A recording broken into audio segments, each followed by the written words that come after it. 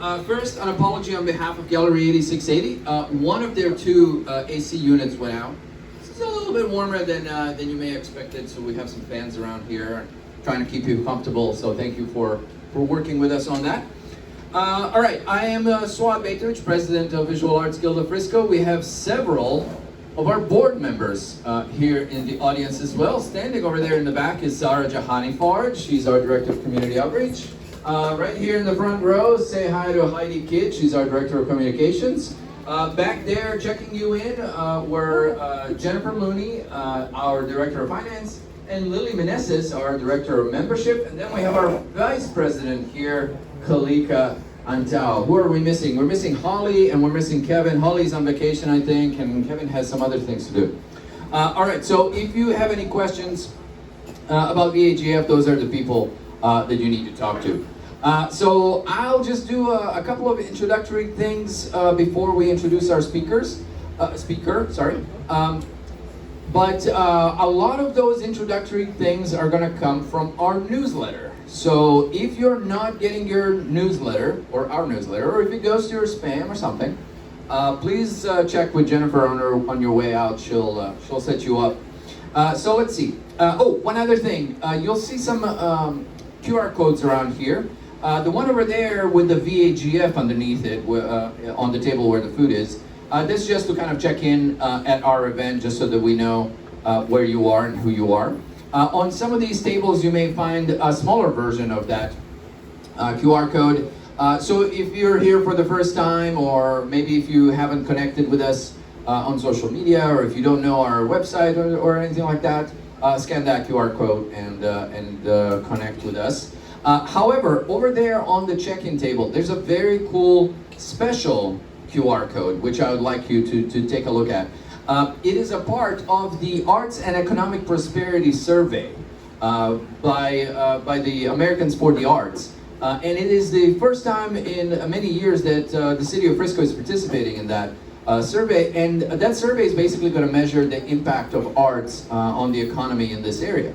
So it's really cool for us when we have events like this where so many people show up to just have you answer a couple of questions like how long did you drive to get here? Did you do any shopping, or did you eat at any restaurants? How much money did you spend on your way here? You know, stuff like that. Just to kind of get an idea of what the economic impact of arts is. So before you leave, I'd like you to check in that, or maybe sometime during the meeting, whenever you get a break or something like that. There's a QR code for the survey up front. All right, let's see what's next. Okay, art in the mayor's office. Our featured artist at the Art in the Mayor's Office is Madhupriya Srinivasan. I was hoping that she would be here, and that's because last monthly meeting in May was like literally a day or two before our meeting with the mayor over at City Hall.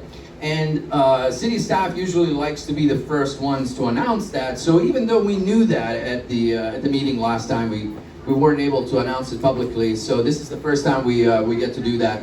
So if you see Madhu around town or at one of the shows, tell her congratulations. That is a program that we have with the in association with city staff and Jeff Cheney, the mayor of Frisco. It's been going on for, I think, 4 years now or so. And every quarter or so, we select one artist to display anywhere between half a dozen and a dozen pieces in the mayor's office at City Hall. So that's kind of cool. We'll have more announcements on the next cycle of that program coming soon. The big thing that we accomplished over the last month or so, since we saw you last here, was our show Artrageous. It is still going on over at the Frisco Discovery Center, just a short drive from here, a mile or two. If you were not at our reception, be sure to go over there and check it out. It's a very, very cool show, and the jurors, Barbara Milo from Hull Park and Abigail Rust from Hull Group, selected some winners. A few of them are here. So for example, the winner of the sculpture category was Keith Kriegerl with Gothic Cathedral. So he's right over there. Good job, Keith. We have another winner in the audience. Photography category was David Chalker in Circle of Joy. Woo! Second place was Danielle Corey. I don't think she's here tonight. And then we had so many paintings that our juror split them up in three kind of subcategories. So figurative paintings, first prize was Jeremiah Andrew or Jaja for Unbothered Piece. That piece is not a photograph, guys. So when you go over there and check it out, it's not a photo. It's actually a charcoal drawing, which is awesome. Second prize was Vaqueros by Jacob Alanis. He's right over there. Congratulations. And then in the realism painting category, first place went to Trish Poupard for Overcast, and second place to Vandana Mehta for The Guardian. So congratulations to them as well. And then abstract paintings, first place was Awareness of Infinity by Leticia Herrera, and The Daily Dirt by Buck Baheister. I don't see either of them here. And then finally, about the honorable mention by the main juror and the Art That Speaks to Me award given by the special juror went to the same piece, Blockchain UX by Roger Belville. Roger has a couple of those blockchain type pieces in the gallery 2 over there, in that room over there. I think there's 4 of them, and he always makes them kind of different. They kind of look like phones with different icons, but he has a really unique spin on that. And by the way, all of these sculptures that you're seeing are remaining pieces of the sculpture exhibit that was here over the last couple of weeks at the Gallery 8680. One quick note about the Artrageous is that this Saturday really is the last day for the show, so if you haven't seen it, you have only a couple of days left. On Sunday, all artists need to go pick up their pieces between noon and 2 o'clock at the Frisco Discovery Center. So if you have a piece over there, that's the time to do it. Now, some of the pieces from that show, we will move to Sweetwaters Coffee and Tea shop that's here in Frisco, right on Preston Road, 13030 I think is the address. Please don't confuse it with the one in Little Elm. That one is on the wrong side of 423. Don't confuse it with the one in McKinney. It's on the wrong side of Custer. So this one is actually in Frisco proper. It's on Preston Road, just north of El Dorado, right across the street where the new UNT campus is coming in. So right now, if you go over there, you'll see the last few days of our summer show. We have about 18, 19 pieces there, I think. And then we will do like the best of, or I call it Artrageous Revisited. So we'll move some of the pieces from Frisco Discovery Center over at the Sweetwaters for the next 4 or 5 days. More on what's coming next at Sweetwaters in just a moment. I want to turn your attention to the podcast by Frisco Enterprise and Star Local Media. The podcast is called Focus on Frisco, and the first guest of that podcast was me. I got to talk, thank you. I got to talk a lot about Visual Arts Guild and what we do. So I would love it if you can find that podcast and share it with your friends, share it on your social media. We made a Facebook post about it. I put a link up there sometime last week. So go check it out and listen to it. It's only about 35 minutes or so. Another shout out is to Zara Johanifard. She painted a portrait of George Purifoy, who is the first and up to a few weeks ago only city manager that City of Frisco ever had. He's retiring after like 35 years of service to Frisco, which is amazing. And so they had a small ceremony for his closest co-workers over all that time, his family and some friends. And they unveiled the portrait that Zara did of him, which was a big deal. So congratulations, Zara.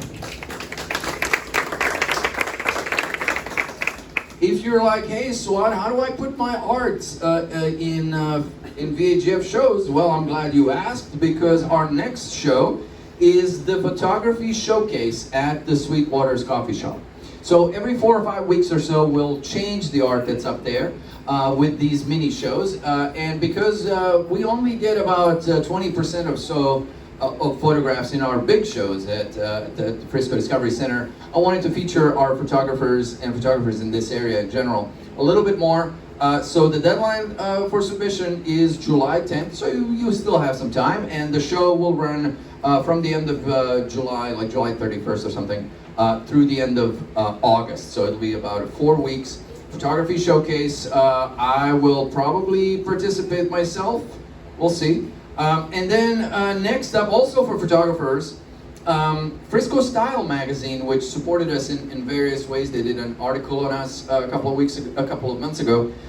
They have their cover photo contest. They do this every year. The deadline for that is July 15th, so if you have a really cool photo, it does not necessarily have to do anything with Frisco, but if it's a cool photo, go ahead and enter that. If you need links to any of those things, all of them are either on our website or definitely in our newsletter. So again, if you're not getting your newsletter, let Jennifer know up front. A couple of other things that we have going on. Our vice president over there, Kalika Antao, she has an art workshop, which is basic oil painting, from July 30th to July 31st, I guess that's a weekend, from 9 a.m. to 4 p.m. So you're basically learning from Kalika how to paint with oil paints for basically 2 whole days. It is at the Edom Art Emporium at Edom, Texas. Did I pronounce that right? Edom or Edom? Edom. Okay, all right, cool. So if you want to know more about that, go talk to Kalika over there. But wait, there's more. Okay, so we are in the Gallery 8680, and I mentioned that they had the sculpture show up until last week, I think. Well, they have a new show coming up on July 1st, July 8th, and July 15th. They only open for art events on Friday nights, so it's between 7 o'clock and 9 o'clock. The show is Trois Couleurs. That's my best French accent. But it is 3 colors, and traditionally Gallery 8680 would separate those colors, and you would have a red show, and a white show, and a blue show. And because, you know, those are the colors of the French flag, but now that I think about it, it's US flag as well. So the last year, I think, and this year, they're putting all the colors together. So if you have a show that has either of those 3 colors, or majority of those colors, or all 3, then you should have already entered that, huh? Yeah, okay. So July 1st, July 8th, and July 15th, right here in Gallery 8680. In this big gallery, right? So you have, it says on that wall, Gallery 3. Gallery 1 is the one that you enter through, and then Gallery 2 is that room over there. This room over here, behind this wall, is called One Artist Gallery. And on those evenings in July, again, July 1st, 8th, and 15th, those are all Fridays, our member Jody Beck is going to have her own solo show. She's right over here. Wave, Jody. There you go. Okay. Good job. However, the opening reception for that show is going to be on the 7th, which is a Thursday, just to confuse things a little. Again, if you don't remember all these dates, check out our newsletter and or steal this paper from me, because I have all of this written down, because otherwise I would forget. Let me see what else. One more member solo show that I have to tell you about is our member Vida Asadi. She has her solo show at the Sweetwaters Coffee and Tea in Richardson. So not Little Elm, not Frisco, not McKinney, but in Richardson. Which is kind of cool, because Sweetwaters coffee shop owners usually connect with the community in a variety of cool ways, and they love cooperating with artists and art organizations. They all have some of their own connections in the area. So anytime you're in a Sweetwaters coffee shop, it's you're going to have cool art there. So Vida Asadi is going to have the show there in Richardson through the end of July. So go visit that as well. Almost done, I promise. A couple of other area events to tell you about.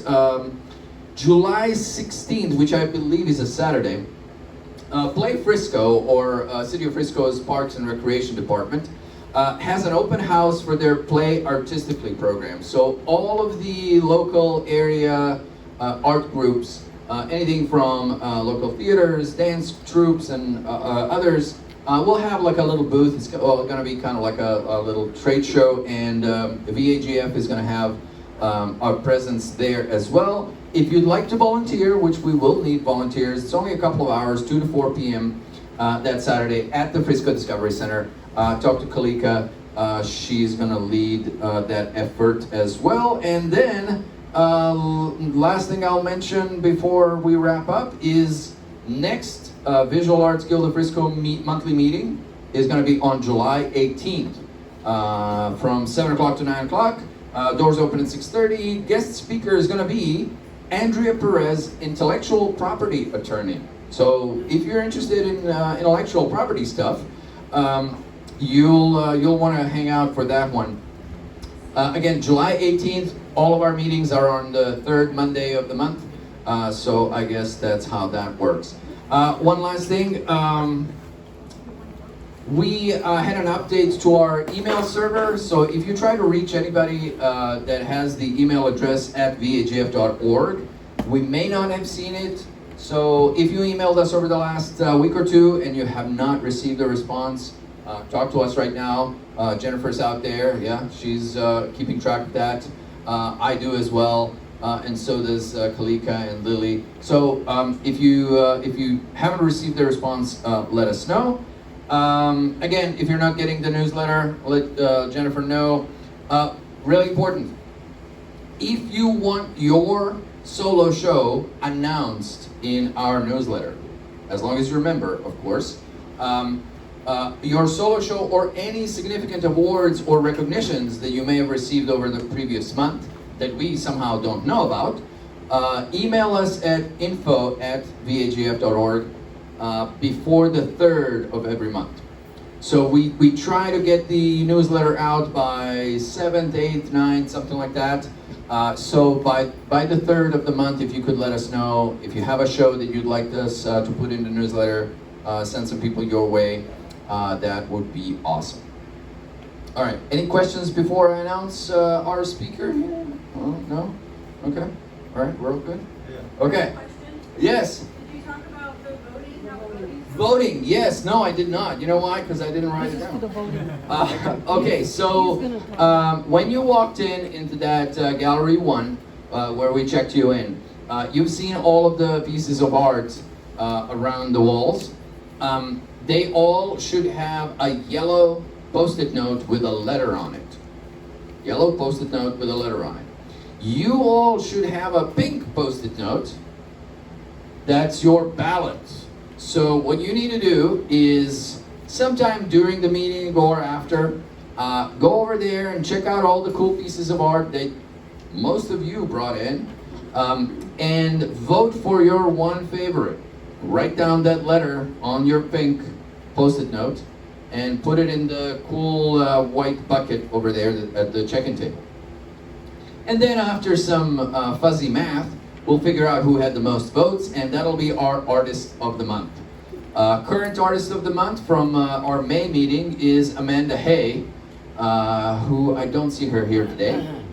Keith was our Artist of the month before that. Trish Bupard was one. So if you don't mind, before you leave, make sure to write down your favorite piece, the letter corresponding with your favorite piece on that pink slip, and put it in the bucket over there. And then our accounting firm, Ernst & Young, will count down all the ballots, and we'll figure it all out. So that'll be like, yeah, during or after the meeting. We usually give a little bit of a grace period because sometimes some people walk in a little bit late with their art, so we want them to be a part of it as well. Okay. Are we ready? Okay. Justin is ready. Justin Burns, he's over there. He grew up in Farmers Branch, Texas, studied close to home at the University of North Texas. Is it like a claw for you? Yeah, like an eagle. Uh-huh. He earned his Bachelor of Fine Arts focusing on studio drawing and painting in 2013. He's interested in spaces and objects that may have had special meaning at one point in time, but are now an object of permanence or a lingering memory of a time once past. His artwork is represented by the Baudry Gallery in Dallas, Texas. He's an educator from Northwest ISD and also a Golden Paints Golden working artist, where he does lectures and workshops for Golden. As you can see, he may show you a couple of things over here as well. He's currently working on a documentary called Keeping Copperl. Yep, you got it right. That's okay, right. cool. That explores the family stories and ties to the small town of Copperl, Texas, with an L at the end, as he navigates through the stories to create a visual language in his artwork. I'll let him tell you all about it. Please welcome Justin Burns.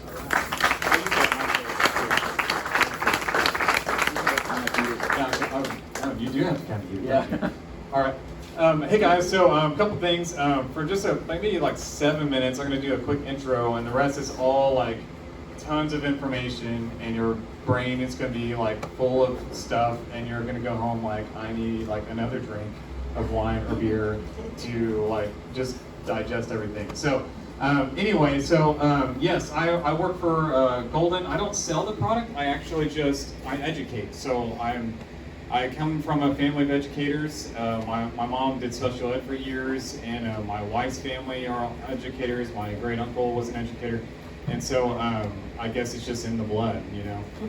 And my great grandfather was actually a fiddle player, and I'm a musician as well. And that's a whole other chapter of my life, which I'm not going to keep you guys here on. But it ties in with the documentary stuff that I'm doing, which I have a small promo kind of video of that, because the thing is, so I teach for Northwest ISD, I teach at Byron Nelson High School and Trophy Club, and I think it's important for my students to know that, you know, art isn't just, you know, like, I don't just do painting, I just don't do one thing. I mean, you know, an artist will always find a way to create, and so if you take my way of not being able to see, then I'm going to create something maybe musically, right? Or be able to speak in poetry, and so we're always going to find ways to create. And so I actually came from a music background first. I worked in audiovisual, got a degree in audiovisual in audio engineering for recording music and things like that. And I have a twin brother, and actually he's part of this documentary and filming that we've been doing as well. And a younger brother he's a lighting engineer. So it's funny because I started that first. I was like, me, and then like my brothers kind of followed, and my twin brother and I have always been in music, but my younger brother fell into it as well. But anyway, and so like for like I said, I work for Golden as an educator. So like I said, I don't sell the product, but I educate. And then like I said, I work for Northwest ISD. I'm a Bobcat, I guess you could say, at Trophy Club at Byron Nelson High School. But occasionally I will do some other things for like Iwata airbrushing. Most of the work I do is airbrushing, and I'll explain why a little bit later. It works for the work that I do. It's not for everybody, but it's kind of fun to, who's ever worked with an airbrush before? Okay, cool. Usually there's like maybe one. But I teach airbrush workshops, a mix between Iwata and Golden. Graphics, plastics, I work with their products a lot for my own artwork, and because since I started doing stuff for Golden, they have me doing a lot of stuff for them as well. And then occasionally I'll do stuff for the Art of Ed, which has a lot of great professional development materials for art teachers, and also you can get your masters through them as well. And so that's kind of like little side stuff here and there. But again, it's kind of one of those things that I was saying that an artist will always find a way to create, you know, like, and these are just extra fun things because of all the things that I've learned over the years, making videos, filming, audio recording, editing, that kind of stuff. It all kind of falls into other things as well. So, so before, like, I really kind of, which was mentioned about the work that I do, I'm going to show you guys the video that my brothers and I made. That's getting, like, we're still working on the film, but you'll get a little preview. I don't know why it's not. Nope, it won't work over there. I tested, so I swear. Try something else here. So earlier, I was talking about how it's funny anytime I'm doing. Here we go. All right. Pause that. All right, here we go.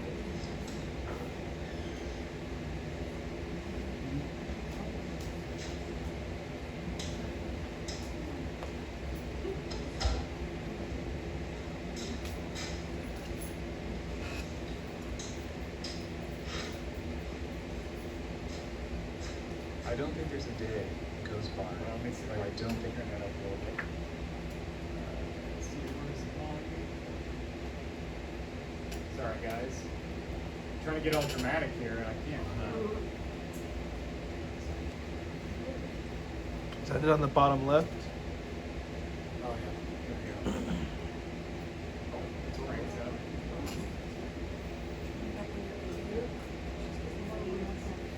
On the audio mixer, you may want to lift the master slider. Yeah, I'll do that.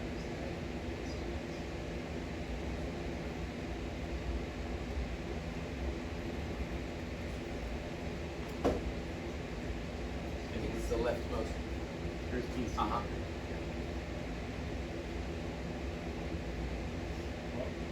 Did I? It's funny how you test everything and then nothing works from when you need it to. I think I muted it. There we go. Oh, yeah. Here we go. Got it. I don't think there's a day that goes by where I don't think about our family farm I just need in to- Cockrell, Texas.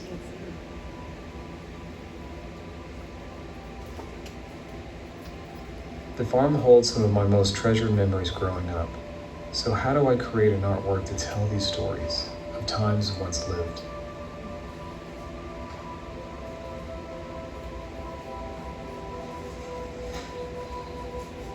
How do I illustrate the solitude, the peace, and beauty of the land?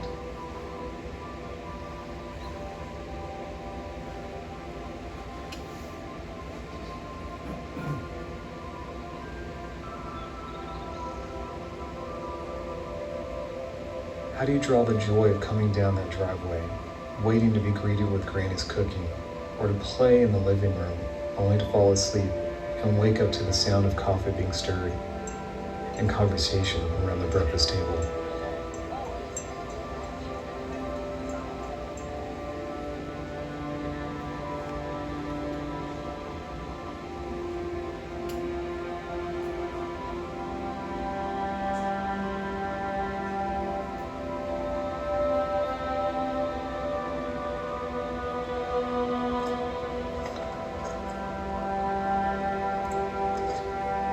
How do you paint pulling the boat out of the storage to take down to Lake Whitney, and the excitement of Dad speeding off and then eventually settling down to the beach as I sit there and listen to the waves?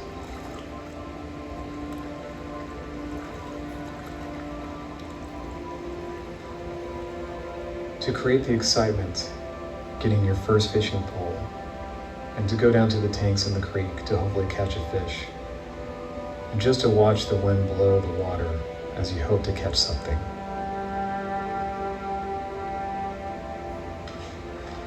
And how do you compose a visual language of a town that slowly was forgotten once the train tracks were moved? The people stayed and had their stories to tell.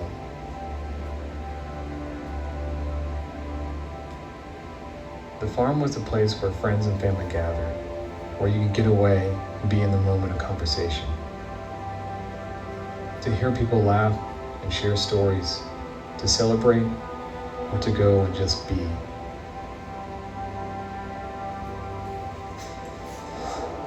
So how do you create pieces of artwork that represent those memories, those moments, those places, and those people that made such an impact on my life?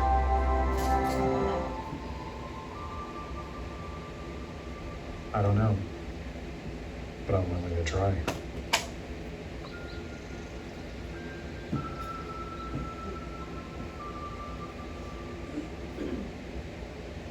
Coming to theaters near you. Thank you guys. So it's, like I said, it kind of goes back to, taking a lot of the skills that you have and then using them in other ways, right? So anyway, that's something that we've been working on. I've still got quite a bit more filming to go with, but so a lot of these spaces are based out of this one very specific town called Cockrell, Texas, near Cleveland, Texas, right by Lake Whitney, and our farm is 114. No, sorry, it's been since 1914, so we've had it for quite a while, and so there's a lot of great stories in this town. And unfortunately, you hear a lot of stories of when railroad tracks have been moved from these towns and a lot of businesses close, and then you kind of have these empty shells of places that are kind of still sitting there. And so I'm really interested in these stories and the people that are still alive. And I think the oldest guy is Sunshine, who I've already interviewed. He's about 93 years old. And so I had to get on that as quick as I could because, you know, who knows, some of the one, you know, like it could be 105, who knows? You know, my great aunt lived to be 105. So anyway, so a lot of these spaces have a lot of memories, a lot of great stories. And so I'm just trying to showcase how I see them, but also there's little, like kind of little puzzle pieces that I put, or little Easter eggs in the work that I do. I mean, people know those stories. So, so the work that I do two different ways. I either work on the transparent layers, which you may saw in the video, on a clear Duralar. They're kind of like transparencies that look like something like this here. And so it took a while to figure out how I was going to frame these in. So here's another kind of little side view of these. And then, or I work on what's called matte Duralar, which is just one layer that I mount onto a wood panel like this. So this one's just one layer. This is the bait shop of the town. So, and then the cotton gin, which has a lot of great stories. I always joke, I said if the guy, Steve Hughes, didn't get his arm cut off in the cotton gin machine, I wouldn't be here today, which is a whole other story, which, you know, will be in the film. So,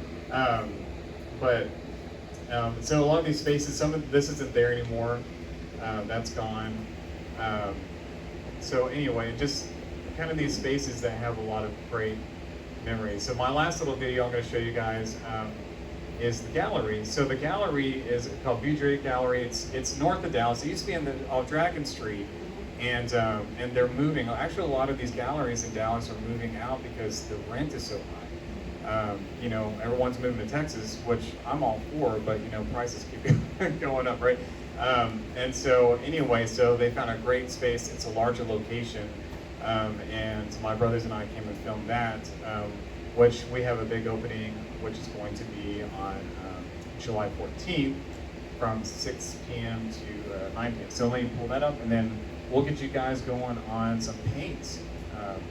Like I said, this is the fun intro stuff, and then we'll do some cool stuff with this. So, all right. Oh no, maybe not. I had to transfer everything from my Mac to this, so sometimes things happen. But, okay, well, never mind. Just know that it was a cool video. So at the end of this, okay? Justin, is yes. the video on your website maybe so that we can go visit? I can send it out to you guys. Okay. But yeah, it's through their website, but I can share the link. Anyway, at the end of this, I'm gonna just show for a second. There's a QR code, but you can't have it yet. So I'm gonna have to make you work for it. Anyway, so I'll just, I guess, put on the screen there. But you guys, so at the end of this, there's an event code and then a QR code. So you put the QR code in, it's gonna ask for the event code, and you get free samples from Golden. So they'll just ship them straight to you. So I'm gonna move over this way, and we're gonna get to the other good stuff here.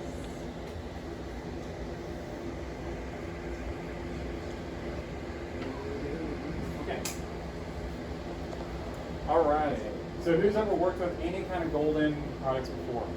Okay, quite a few of you guys. This is on. It was on at one point. Okay, let me crank that up. I mean, I could shout. I'm a teacher, right? Like I'm used to.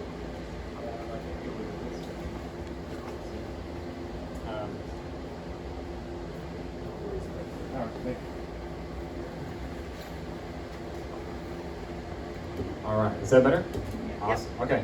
So I'm gonna go, what I like to do first, I used to do paints first, but I found out that I think textures is kind of what a lot of people don't have a lot of information about, because yeah, there's 5 lines, used to be 4 lines of golden acrylics, but now they just came out with So Flat. Has anyone worked with So Flat yet? Okay, it just came out like this year, so it's pretty new. I actually, for the longest time, because of COVID, they gave me like 4 little samples, and that's all you get. So I was like, man, I want to play with this more. So I just ordered some more to kind of play around with, to get more familiar with it. It's more like kind of like a gouache, but in acrylic form. It's very, very matte, not glossy at all. But we'll talk about that when we get to it. So anyway, so I'm going to talk about textures because I feel like textures is kind of like my first experience when I started getting into acrylic was when Azo Art Supply used to be in Farmers Branch. She just retired. I was like, hey, I'm getting into painting. You know, I don't really know a whole lot about anything because I was a musician, just getting into painting.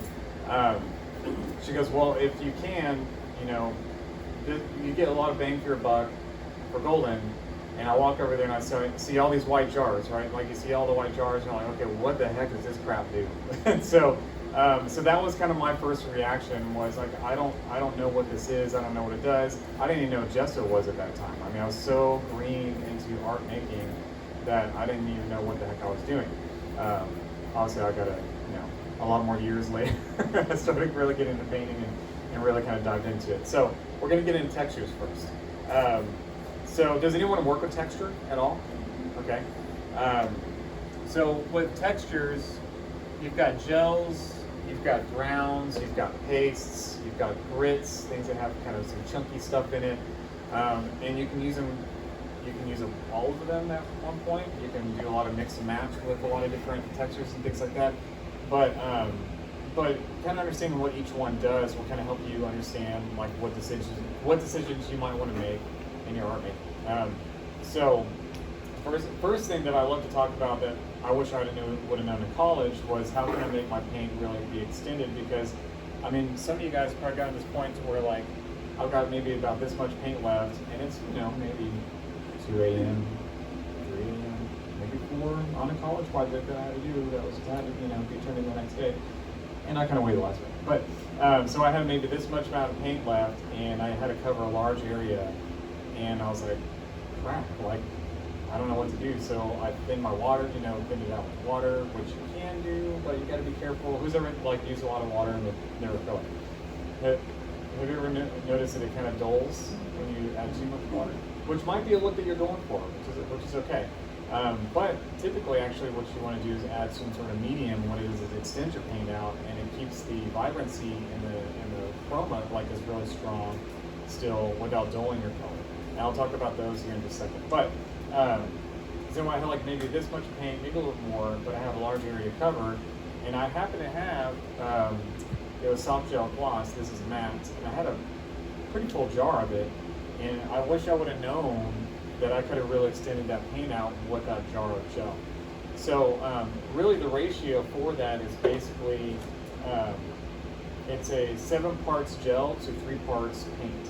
So if you got a lot of gel and a fairly good amount of paint, I mean you don't have to have a whole lot, then you can, like I said, get really kind of bang for your buck, and you can actually make a lot of jars of paint and not have to spend a bunch of money. So here's kind of like the price range of like, what you might be spending on a full jar, and these can vary because some pigments are kind of expensive. But if you only have like maybe a little bit of gel left, and then you want to throw some paint in, and you can extend it. And here's kind of like what it looks like if you do it the correct way. So here's the paint straight out of the tube. Okay. Here's the paint if you do the recipe correctly. So this is 3 parts paint to 7 parts gel. This is if you overextend it. So this is where you have like 1 part gel, 1 part paint to 9 parts gel. So it's a lot of gel, and it makes it really transparent. Again, that might be okay, like if you don't mind that. It just depends on what you're trying to do. But I mean, these are pretty identical, And so this is going to help a lot, especially if you only have a little bit of paint, you've got some gel, and you're like, I really need to extend this out. This is going to, help you out a lot. And again, I wish I would have known this because I literally had these things and didn't even have this information. I was like, man, I wish I would have known. Because then I had to wait and turn them in kind of late. So, I got a B for that project. But I'm going to pass these around. I guess we'll go this way with these. So I'm going to pass a lot of stuff. You can touch them, you can pick at them, you can scratch them. I mean, I've had these since 2014, I think. Plus, some new ones that have done added on over the years. So these are for you guys to touch and feel and play with, okay? That's why we're talking about texture, right? You got to touch it, you got to feel it, see what it can do. Later on, if y'all want to touch any of this stuff, that's totally fine too. Because you can kind of, we're artists, we're visual, but we also touch these things, right? We're making it, we're feeling it, getting to feel what it can do. So I've got, it's the same painting, but I've got 4 different types of gels here. I've got coarse pumice gel, This is glass bead gel, clear granular gel, and fine pumice gel. So basically I just tape this off, put the gels down, and then sgraffitoed into the gel, let it dry, and then I took fluid acrylic paint, which I'll talk about here a little bit. Fluid comes in bottles that look like this. Or you can use high flow, which I'll talk about later too, and let the texture kind of really be kind of the main, things to kind of really look at and touch and feel. Glass bead's really cool because it's a reflective paint, so kind of like reflective paint on the road. The way the light hits it bounces off and reflects back. You get that effect with the glass bead gel. The clear granular is very similar to the glass bead, but these are kind of more rigid. They're kind of more rough and rugged. So the reflection is still really nice, but the glass bead has a really cool effect, which I have some examples down here. The light hits it just right. You can really see the reflective on the glass bead. So I'm going to pass this around. And so when you get, I'm going to stand over here. I'll talk. Can y'all hear me okay back there? Okay. I know we got the fans going on. It's funny. I'm used to I'm born and raised in Texas. I'm a Texas boy. Like the heat, doesn't bug me. But so gels to me are a little bit the easiest to kind to figure out as far as the kind of stair step. Pastes and grits and things like that, they sometimes are a little bit harder to navigate through, but we'll talk about those as well. So the very kind of first on the bottom of the totem pole, which is the kind of the thinnest gel, is the clear tar gel. Now these examples this is a quinacridone nickel laser gold, say that 3 times fast, mixed into the gel, so it really keeps the color pretty true to what it is. The same color is down here, but we'll talk about why it's like tinted, because really it's that molding paste that's in the paste, but we'll get into paste here in a second. So you got clear tar gel. It's very kind of flat, very leveling, okay? And then you kind of go up a little bit. You go, okay, I'm gonna go a little softer up. Okay, soft gel, okay? And then regular gel. And then they come in different sheens. There's gloss, semi-gloss, a matte, a heavy matte. But we're just going to focus on just the gel, not the sheen so much right now. So regular gel, then it goes to a little heavy, right? Goes heavy, then extra heavy, then high solid. So again, these kind of stair up. They basically get a little bit thicker and a little harder as they go up kind of the scale. So to me, those are the easiest ones to kind of navigate, right? And then when you get into your grits, your gritty stuff, like we just talked a little bit about glass bead gel, and clear granular, and you can see these a little bit better in the light. Some of these are depending on their thickness, they're a little bit harder to see. You can kind of see them from the light bouncing off. But you can see the matte. The matte has a little bit of silicate in there, so you have that, it's kind of a cloudy kind of look to it, and it tones the sheen down into your paints. And then fine pumice gel, which has kind of like a little bit of a tooth to it, so you can do charcoal and pastels and things like that if you want to use some texture and some dry media on there. Coarse pumice gel, to me it's like, I always joke, it's like the thinner version of the extra coarse. Extra coarse to me looks like concrete. One thing I have found that makes this easier to spread is if you have a little bit of soft gel, I mix that in there and it makes it, because sometimes you're kind of like pulling and you're just grabbing and you're like, man, I'm trying to spread this stuff out and it's not really working. So if you add a little bit of the soft gel, or regular is fine too, it just makes it easier to spread, because see how that's kind of like, just kind of bunches up and it's hard to move around. Now these are what they look like straight out of the jar. So these kind of have a gray, hue to them. This one does too. It's a little bit more transparent. Oh, thank you. And these are very transparent because they're clear. But then also when you get matte, they're transparent with a little bit of that silica kind of look. And we'll talk about silica and how that can affect. Does anyone do any varnishing? Any varnishing? Okay. So we'll talk about matte and things like that when you get into varnishing. So that's the gel side. I've got more things to pass around. Again, feel, touch, have fun with it. Okay, so these are gel skins. So if you've ever worked with like gels on like a resist, like freezer paper, silicone is a resist. You can also do these on sheet protectors, that you put like in liners and stuff. You can make these kind of fun skins, and then if you want to do any kind of collage work, you can kind of just get really experimental, peel these things off, I can't always help but think of Hannibal Lecter and like peel the skin off. So you don't know that reference. And so you can make your own gels and create collage work if you want to. Actually, my students, what I have them do anytime our palettes we have leftover paint, we save that paint. And I know, like, I haven't got a student to take me on it yet, but I know there's gonna be one be like, ooh, I want to make a collage with this leftover paint this peeled off. And there's a lot of artists that do that. I mean, it creates a great texture for those kind of artworks, and it's pretty awesome. Like, I mean, I've seen some amazing artwork where it's just peeled off paint. And then I'm going to talk about sheens here in just a second. With some water here. So when you mix your paint into gels or a medium, depending on that medium, it's going to be a matte, it's going to be gloss, it's going to be satin. So here's two of the same paintings, but this one is a very high gloss, so you can really see the sheen on that one, as opposed to the matte. Okay, I'm more of a kind of a subtle satin matte kind of person because it's just me. But I mean, there's amazing artwork that can be done, you know, especially with texture. You know, I feel like when you have a nice shine on some texture, it really can pop. And then there's artists that play with a lot of both, matte with gloss. A friend of mine I went to college with, he does some really cool stuff with different. I mean, it almost looks three-dimensional, even though sometimes it's not. It's really cool. And then these are three of the same paintings, but they are all done with different types of gels. So the gel was applied first, then graffitoed or scratched into the surface, let that dry, came back over, painted with fluid acrylics, which I'll talk about again here in a minute, and then also high flow. Anytime you're working with texture, I recommend doing like a fluid or high flow because you want something that's still going to flow into those crevices and those pores. If you work with like a heavy body paint, which might be okay, but sometimes this is kind of thick, and so you might lose some of that texture if you have this a little too thick on top of the texture. That, again, it depends on what look that you're going for, but if you really want something to really kind of make this texture be the champion, then you probably want to use something more like a high flow or fluid to kind of flow into those pores and crevices and cracks and things like that, depending on what kind of texture you're kind of working with. So they're written on the back. So this is a granular clear gel.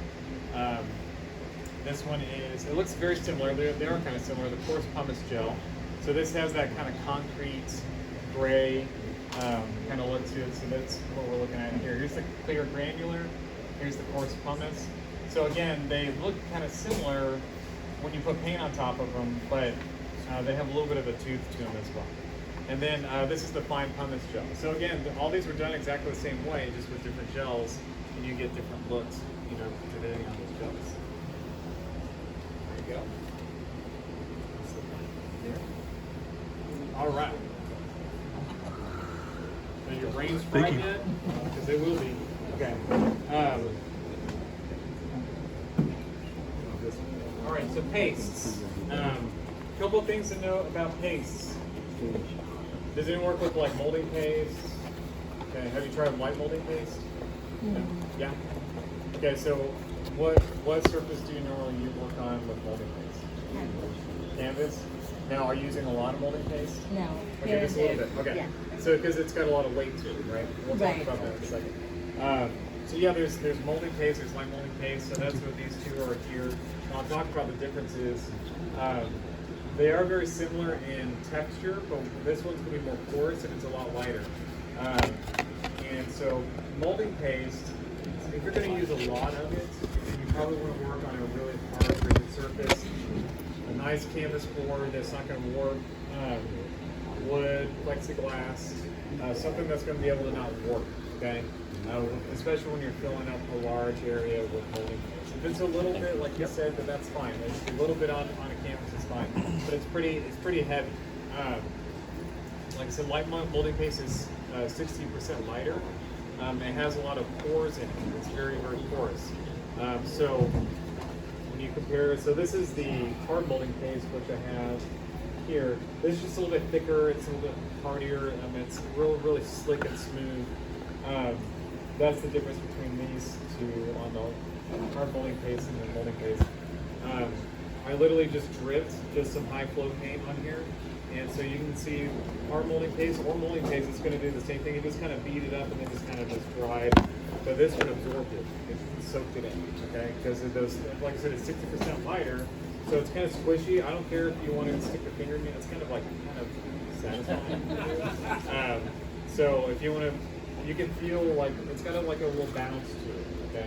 And so this was created so that you can have that molding paste texture on canvas, but not worrying about the weight warping out your canvas, especially a stretch canvas. So I'll pass this around. Now I've got, so same concept, only we're using pastes instead of gels. So it's graffitoed in 4 different types of paste. I'll talk about crackle paste in just a second. So we've got coarse molding paste, which has a nice little tooth to it as well. You can draw on top of it. Crackle paste, which is these really cool natural cracks that happen within it as it dries. Light molding paste again, it's got this bounce to it. And then fiber paste, which is like a synthetic paper kind of like material that you can put on a lot of different surfaces. Especially if you love working watercolor, working with paper, but you want to do something maybe more synthetic, then this is another good option as well. And I'll get it more into fiber paste in just a second. So, crackle paste. Has anyone worked with crackle paste before? Okay, it's pretty cool, right? You like it? So again, same thing like with the molding paste. You have to be careful about how much you're putting on to stretch canvas. Because if you look on the back of this guy here, I've got a nice hard board with my crackle paste. Because again, you can put them in small sections on a stretch canvas. That's totally fine. But again, you're going to have warping issues if you put a lot on a stretch canvas. Okay. So you have to think about, okay, what's my substrate going to be? What materials am I going to be using? Do I need to go with a harder rigid surface, or is it okay if I use a stretch canvas? And you know, everybody works a little bit different, and you know, depending on the surface you're working on, varies on sometimes the type of work that you're making. So just keep that in mind. So with that, what's funny, the quick backstory on this is that this was originally, I believe it was, Golden was trying to make something else, and then that happened, and they're like, oh, that's not what we're going for, but okay, why did this happen, right? So, and so it's a pretty neat material. You can do mosaic with it, like, so basically you use the cracks as a kind of a mosaic in watercolor, or you can do high flow, use high flow like watercolor, which I'll talk about in a second. But it's really fun to play with. The thinner you put down, the tinier little cracks you get, the thicker you put on, you get big chunks of cracks. Thank you. And the cracks are kind of random how they happen. It just depends, you know, on just how it's drying.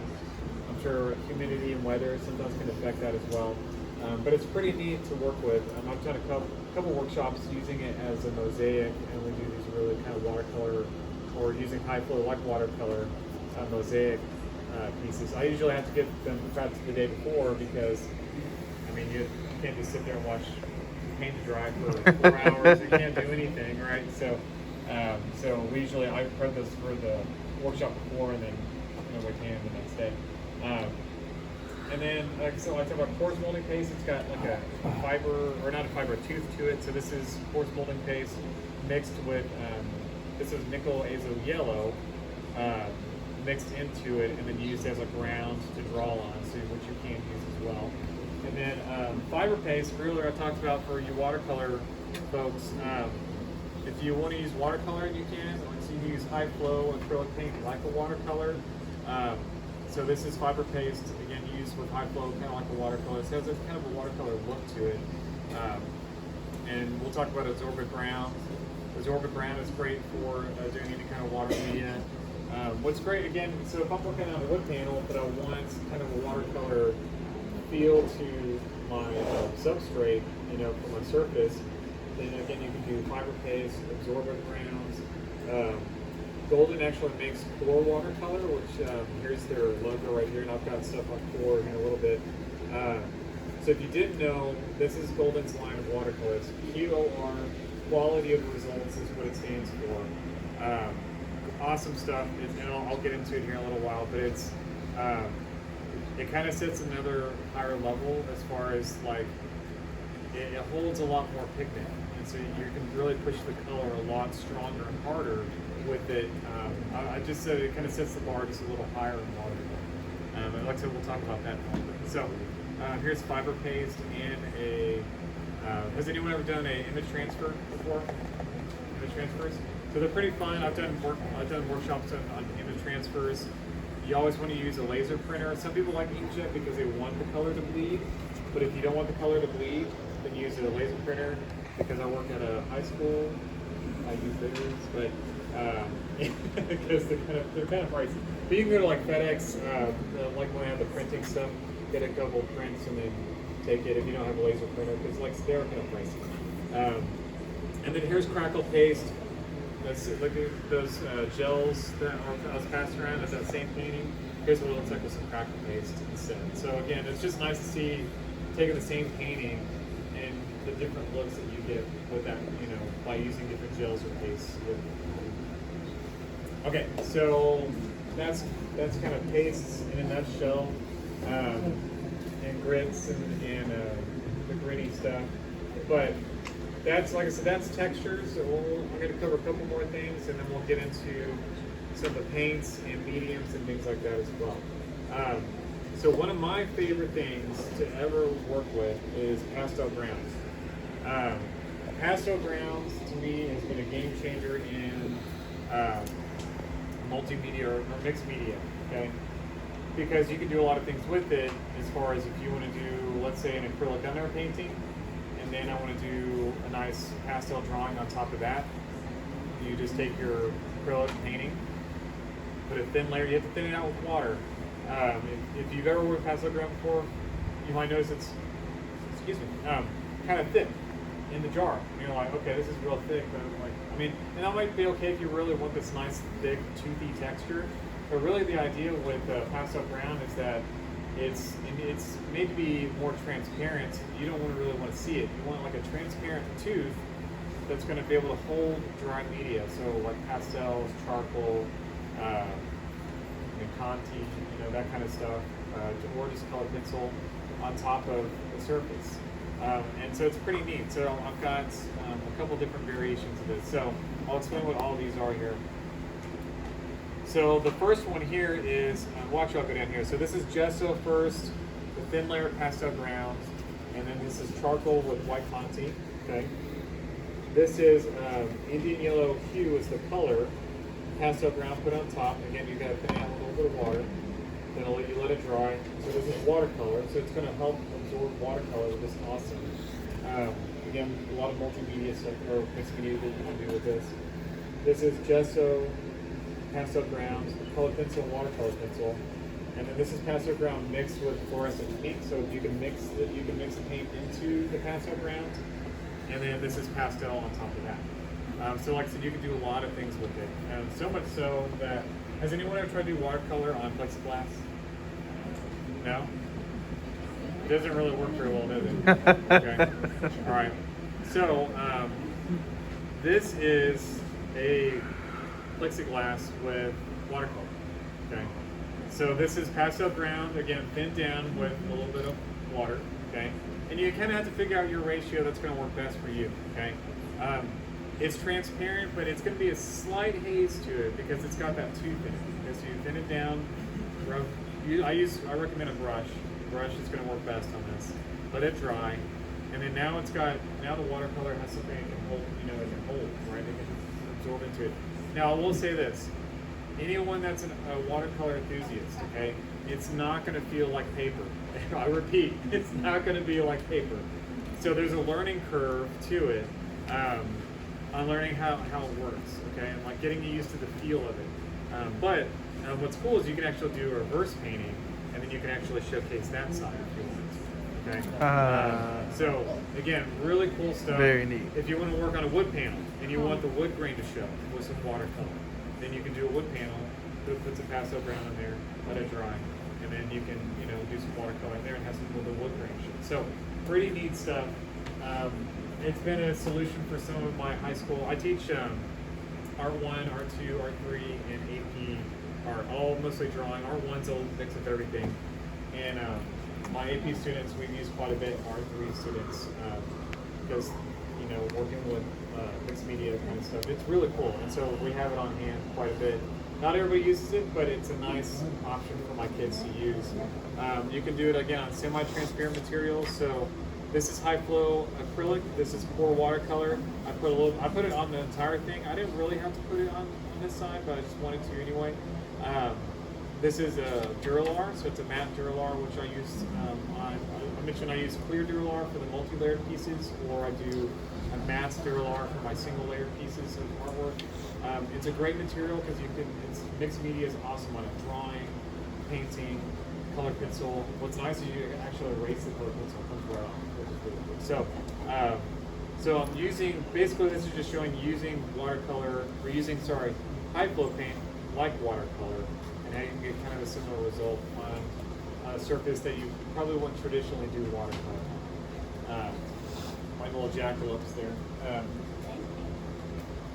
And then this is a very or mixed media piece. So has anyone ever done gel plates? Is it gel plate? They're pretty fun. You can do a lot of, they're great for collage, or just getting painted papers ready for collage, or making monoprints, which I have some examples later. So this is a monoprint, then I'll let it dry, put a thin layer of pastel ground on top of that, did some texture, and then I use color pencil and watercolor, and also watercolor pencil in here just to kind of play with again, using mixed media and things like that. So great stuff. Like I said, to me it's a game changer in mixed media. I feel like because I actually have a painting right now that I did acrylic and a little bit of oil, and then I came back and drew on top of. It's one of my older pieces, but I needed a tube, and I didn't know about. I don't think that stuff was invented yet. And I needed some nice tube to kind of really show some of these drawing lines, and I just really couldn't get the lines the way I wanted to. And now that I have a knowledge, I might go back, which I don't have time, right? And go back with a layer of that pastel ground, and then put those lines back in, and it'll kind of crisp those lines up a little bit. Now, did you, yes. on your gel plate, you did a monoprint, and then you put what did you do? I did, so it was monoprint first, and then I let it dry. Then I did pastel ground, let that dry. Then I did some watercolor on top of the print. So basically it's print, pastel ground, watercolor, and then I did some color pencil and watercolor pencil together. So, and what's neat about it is that if you really want to build up layers, especially in watercolor, which you can do, and I've tried this before and it does work. Let's say I want to do a really multi-layered watercolor. You can actually spray it in the airbrush, the pastel ground. So if I do watercolor, I don't want to take something wet, right, and then paint it on my watercolor. You can actually thin it down with some water, spray a few layers, let it dry, and then you come back with watercolor again, and it's not going to tamper the under painting. So you can kind of build it layer by layer with watercolor. Is this pastel? That's a pastel ground now. Yes, sir. Yeah, on the back side is the matte Duralar by itself, that you can kind of feel how smooth the material is. You can paint watercolor on matte Duralar, but it just holds a little better with that pastel. So you do the matte. Thank you. I use matte Duralar on my single layered the art pastel pieces. on the Yes, but you can do it on a clear Duralar for transparency. I've done that before too. It's fun. Again, it just kind of adds another thing that you may not do for maybe 5 years from now, but it might be something that you might try later. Okay, cool. So that's pastel grounds. I always joke, I talk about pastel ground online. I said, if DFW isn't selling pastel ground, I don't know what I'm doing, because I talk about it all the time. And we use it a lot in my class. Okay, getting into the paints. So the kind of the tried and true always joke is if you don't know anything about Golden, but you've probably at least seen this tube, right? So this is the heavy body.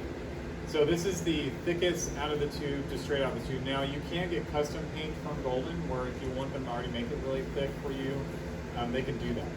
They have a custom shop that they do. You can order all sorts of crazy stuff, I'm sure. And then you might come up with something crazy, and they're like, oh, no, you can't do that. But it's worth a shot. So this is the heavy body straight out of the tube. Now, a couple things to know if you don't know on the tube is there's a lot of information on here. One, how light fastness is. Light fastness is really important, especially if your painting is getting hit by a lot of gallery light or sunlight.